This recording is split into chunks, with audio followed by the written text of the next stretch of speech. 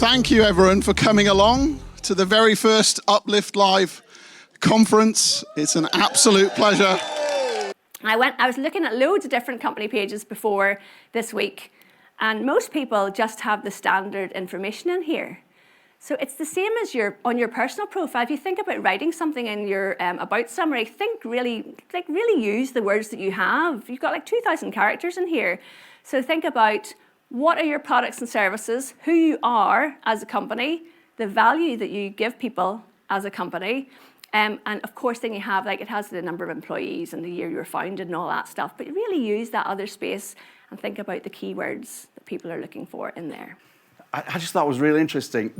We're all of similar, we're like born out of the same things, weren't we, Louise, Mark, Tina? We kind of do the same stuff, so it's not, you would imagine we look similar. So if anybody says, Nigel, this stuff doesn't work, believe me, having done it 10 years, it is staggeringly accurate. And I've won business off the back of simply understanding how people operate without ever knowing them, having not met them. I know the language they appreciate, I know they like bluntness, I know they like big picture thinking, I know they like data.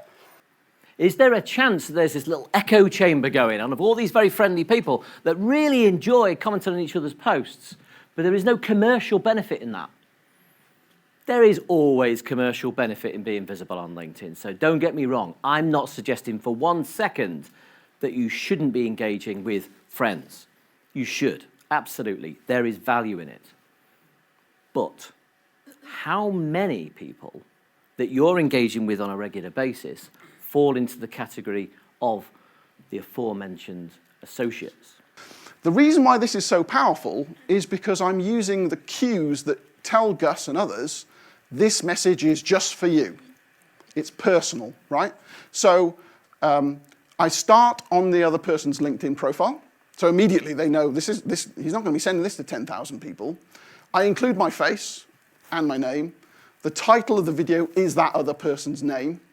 And then I'll maybe talk for 30 seconds, a minute, that gives people some LinkedIn tip. But you could do it for anything. Unfortunately, LinkedIn video is not always easy peasy. So can anybody relate to this? You go to make a quick video, you grab your cell phone, and it's take 1, take 2, take 3, and so on. A gazillion takes, sometimes just the top of your head, and you do this, and you just go, why is video so hard? So I'm going to tell you what the reasons are.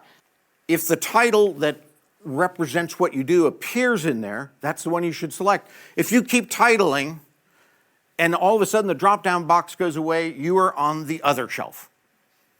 Doesn't matter. If you are the regional director of North America, that's not going to come up as a market value title. Regional director might come up, or regional director of sales or something like that might come up.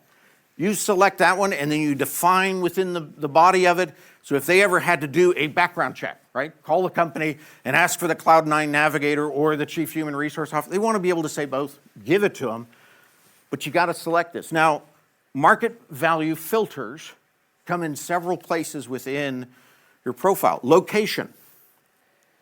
Something that was mentioned before is also the best before date. It's so important that you are active on LinkedIn platform, meaning that LinkedIn shows profiles that are active on platform, because the chances that you will reply to a recruiter's email are higher. So that's why they promote profiles which are active. So how do you become active? You update your profile, or you work for a company that's experiencing layoffs.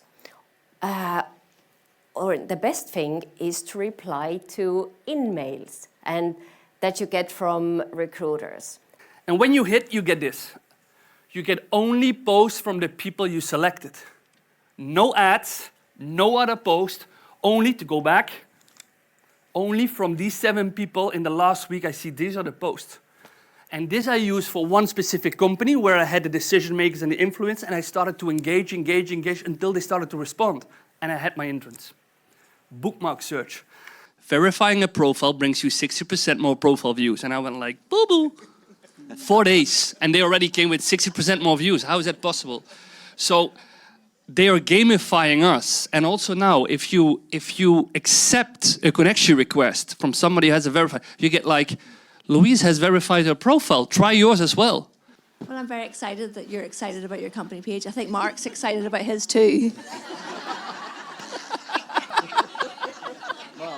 I would really focus on what makes a good website. Why would someone, outsource their website? And what Richard said about not having call to actions, but calls to think in your content. So really turn that page into a resource for people who are thinking about, what do we need on our website? What looks good on a website? I think that's where I would start.